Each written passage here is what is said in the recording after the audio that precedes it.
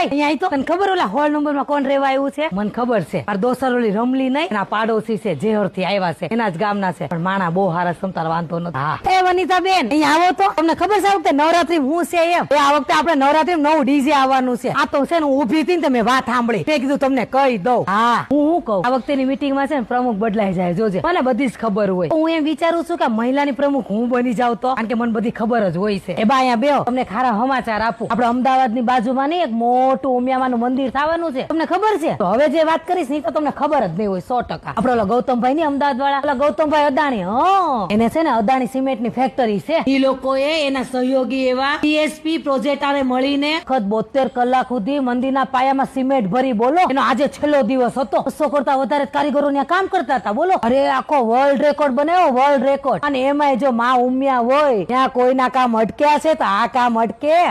બોલા તમને નહોતી ખબર ને, એટલે જ મેં તમને બેહાર્યા. બા આપણને બધી ખબર હોય. એટલે બપોરના 12 વાગે ક્યાં ઉપડી? અહીંયા તો છોકરાને લેવા જાશો?